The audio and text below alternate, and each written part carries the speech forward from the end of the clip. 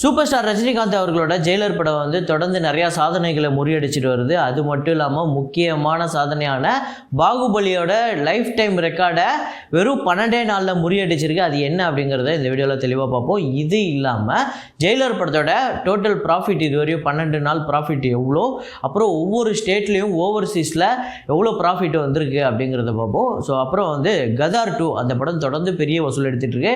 அந்த படத்தோட வசூல், அப்புறம் ஓ மை காட் 2 அந்த படத்தோட வசூல். ஸோ இது இல்லாமல் நம்ம சேனலில் ரொம்ப நாளாக கேட்கப்பட்டு இருந்த ஒரு படம் ரமணா, அந்த படத்தோட பட்ஜெட் என்ன, வசூல் என்ன அப்படிங்கிறத இந்த வீடியோவில் தெளிவாக பார்க்க போகிறோம். ஸோ வீடியோக்குள்ள போகிறதுக்கு முன்னாடி நம்ம சேனலை நீங்கள் சப்ஸ்கிரைப் பண்ணல அப்படின்னா பண்ணிவிடுங்க, பக்கத்தில் இருக்க பெல் ஐக்கனோட ப்ரெஸ் பண்ணிவிடுங்க. வாங்க வீடியோக்குள்ளே போகலாம். நேற்று வீடியோவில் நம்ம ஒரு ஃப்ரேம் ஒன்று வச்சுருந்தோம். அதை நிறைய பேர் கரெக்டாகவே கெஸ் பண்ணியிருந்தீங்க. ஸோ உங்கள் எல்லாருக்குமே ரொம்பவே பரிச்சயமான ஒரு ஃப்ரேம் தான். அது என்ன ஃப்ரேம், என்ன படம் அப்படிங்கிறத பார்த்துட்டு வாங்க.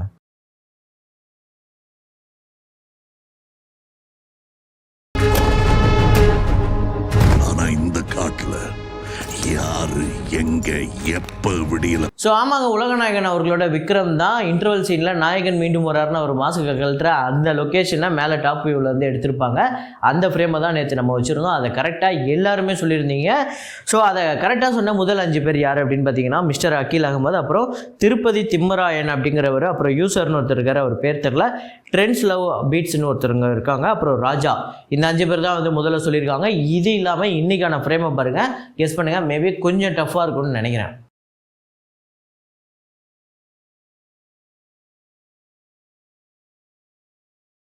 ஸோ வசூலுக்குள்ளே போகிறதுக்கு முன்னாடி இந்த வீடியோக்கு ஒரு லைக்கு, நம்ம சேனலுக்கு ஒரு சப்ஸ்கிரைபு, அவ்வளோதான். ஸோ இப்போ ஓ மை காட் 2 அந்த படத்தோட Day 11 கலெக்ஷன் இந்தியாவில் 4,65,00,000, வேர்ல்டு வைடு 5,38,00,000 வந்து வசூல் பண்ணியிருக்கு. இந்தியா முழுக்க இந்த படம் வந்து 137,03,00,000, வேர்ல்டு வைடு 164,48,00,000 வந்து வசூல் பண்ணியிருக்கு. ஸோ நான் ஆல்ரெடி சொல்லியிருந்தேன், இந்த படம் வந்து 90 கோடிக்கு மேலே வந்து தேட்ரிக்கல் ரைட்ஸ் போயிருந்தது. அப்போனா இந்த படம் ஒரு 170 கோடி 180 கோடி கிட்ட எடுக்க வேண்டியது இருக்குது அப்படின்னு சொல்லியிருந்தேன். ஸோ போகிற போக பார்த்தா இந்த படம் வந்து அந்த பிரேக் ஈவன் பண்ணி ப்ராஃபிட்லாம் எடுத்துரும் அப்படின்னு தெரியுது.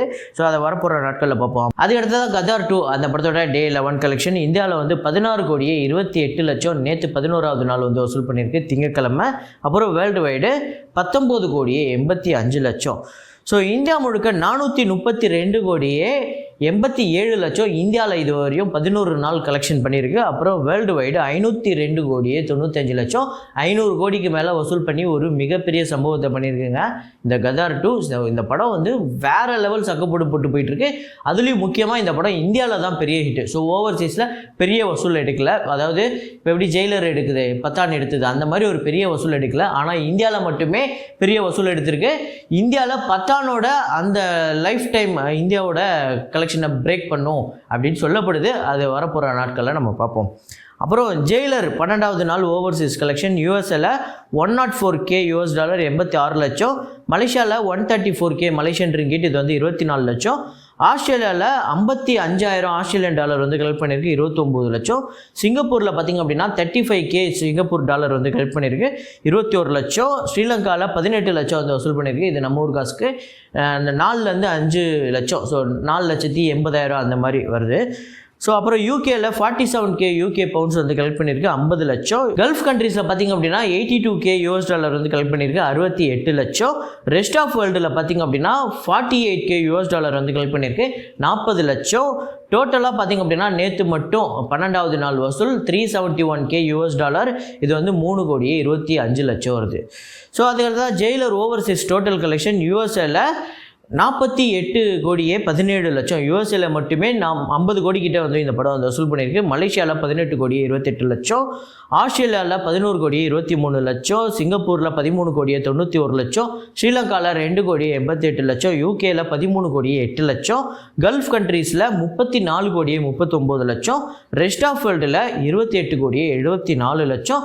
ஸோ டோட்டலாக இந்த படம் வந்து 170,71 லட்சம் இது வரையும் ஓவர்சீஸில் மட்டுமே வசூல் பண்ணியிருக்கு, மிகப்பெரிய வசூல். ஸோ அதுக்கடுத்ததான் ஜெயிலர் நேற்று 12வது நாள் வசூல். ஸோ தமிழ்நாட்டில் எவ்வளோ, கர்நாடகாவில் எவ்வளோ அப்படிங்கிறத தெளிவாக பார்ப்போம்.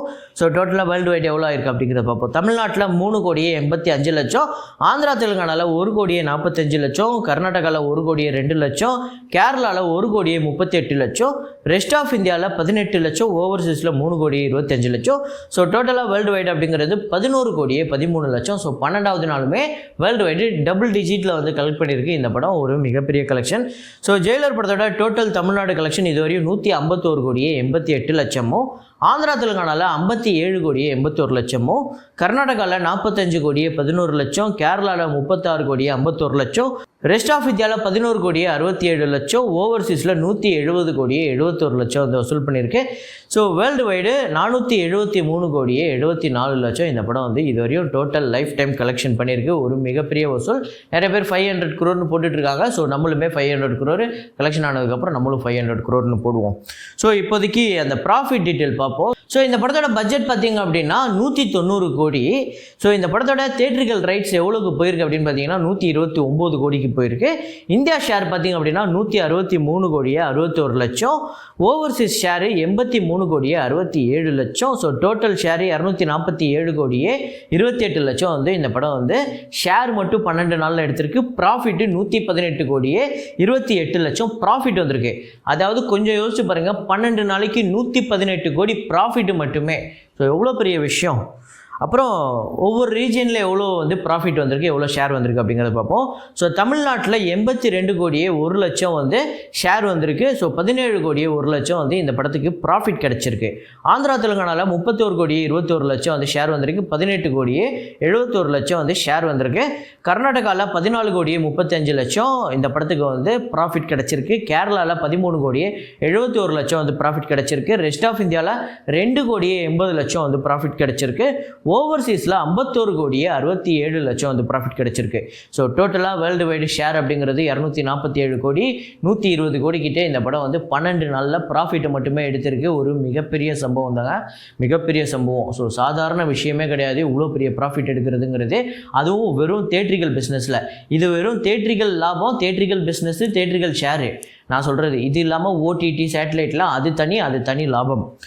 ஸோ அதுக்கடுத்ததாக இதுவரையும் தமிழ்நாட்டில் ஹையஸ்ட்டு கிராஸ் கலெக்ஷன் அப்படிங்கிற விஷயம் இருக்குல்ல, அதில் வந்து அந்த டாப் 5 அதில் வந்து ஜெயிலர் எத்தனாவது இடத்த பிடிச்சிருக்கு அப்படிங்கிறத பார்ப்போம். So top 5 Tamil Nadu gross collection PS1. So Ponniyin Selvan பாகம் 1 தான் முதல் இடத்த பிடிச்சிருக்கு. விக்ரம் வந்து 187 கோடியே 50 லட்சம் வந்து வசூல் பண்ணியிருக்கு. அது வந்து 2வது இடத்த பிடிச்சிருக்கு. அப்புறம் 3வது இடத்துல பிடிச்சிருக்கிறது தான் ஜெயிலர். ஸோ வெறும் 12 நாளில் இதில் 3வது இடத்துல வந்திருக்கு. எந்த படத்தோட வசூலை பிரேக் பண்ணி வந்திருக்கு அப்படின்னு பார்த்தீங்கன்னா 2017 6 வருஷத்துக்கு முன்னாடி தமிழ்நாட்டில் 151 கோடியே 25 லட்சம் வந்து வசூல் பண்ணி ரொம்ப நாளாக அதுதான் டாப் 1ல் இருந்தது. ஒரு தெலுங்கு படம், தெலுங்கு டப்பிங் படம் தான் ஹையஸ்ட்டு தமிழ்நாடு கிராசரில் 5 வருஷமாக நம்பர் 1ல் இருந்தது. அதை விக்ரம் பிரேக் பண்ணிச்சு. அதுக்கப்புறம் அதையும் தாண்டி பொன்னியின் செல்வன் பாகம் 1 பிரேக் பண்ணிச்சு. இப்போ 3வது படமாக சூப்பர் ஸ்டார் ரஜினிகாந்த் அவரோட ஜெயிலர் படம் வந்து பிரேக் பண்ணியிருக்கு. 151 கோடியே 88 லட்சம். அதுக்கடுத்து தான் 5வது இடத்த பிடிச்சிருக்க படம் வந்து 147 கோடி வந்து வசூல் பண்ணி வாரிசு வந்து 5வது இடத்த பிடிச்சிருக்கு. ஸோ இதுதான் வந்து highest top 5 Tamil Nadu grosser collection. So இதில் வந்து 3வது இடத்த பிடிச்சிருக்கு இப்போதைக்கு ஜெயிலர். இன்னும் பெரிய லாங் ரன் போச்சுன்னா அந்த விக்ரமோட கலெக்ஷனை பிரேக் பண்ணுறதுக்கும் வாய்ப்பு இருக்குது. அது வரப்போகிற நாட்களில் நம்ம பார்ப்போம். ஸோ இது இல்லாமல் நான் சொல்லியிருந்தேன் ரமணா படத்தோட வசூலை சொல்கிறேன் அப்படின்னு சொல்லிட்டு. ஸோ 2002ஆம் ஆண்டு இந்த படம் அந்த சமயத்தில் எல்லாருக்குமே ஒரு பெரிய தாக்கத்தை உண்டு பண்ணிச்சு. இந்த படத்தில் வரக்கூடிய டைலாக், ஒவ்வொரு சின்ன சின்ன டைலாகாக இருக்கட்டும், அதாவது மன்னிப்பு எனக்கு தமிழில் பிடிக்காத ஒரு வார்த்தை அதுவாக இருக்கட்டும், அந்த ஹாஸ்பிட்டலில் நடக்கக்கூடிய ஒரு சீனு, அதாவது அந்த டாக்டர்கிட்டயோ வக்கீல்கிட்டயோ நம்ம சொல்லக்கூடாத ஒன்று இருக்குது, எவ்வளோ செலவானாலும் பார்த்துக்கோங்க, இது எப்படியாவது காப்பாற்றிருங்க அப்படின்னு நம்ம அந்த வார்த்தையை மட்டும் சொல்லிடக்கூடாது. இப்போ பாருங்கள் என்ன நடக்குதுன்னு சொல்லிட்டு அந்த இறந்து போன ஒரு நபரை அந்த சடலத்தை வச்சு அவங்க எப்படி வந்து அங்கே ஆப்ரேஷன் பண்ணுற மாதிரி ஒரு பிம்பத்தை உருவாக்கி பெரிய பில்லை ஒன்று போட்டு அதை கட்டுறதுக்கு விஜயகாந்த் போய் அந்த லுக்லாம் அது வேறு லெவலில் இருக்கும். அந்த விஜயகாந்தை தவிர அந்த படத்தை வேறு யாராலையுமே கற்பனை பண்ணி பார்க்க முடியாது. ஸோ இன்னொன்று எனக்கு பெரிய விஷயம் என்ன அப்படின்னா, விஜயகாந்த் அப்படிங்கிறவர் ஒரு மிகப்பெரிய நடிகர். அவரை எப்படி முருகதாஸ், அதுவும் அந்த சமயத்தில் அவருக்கு ரொம்பவே கம்மியான வயசு, ஒரு 30 வயசுக்கு கீழே தான் வைங்களேன்.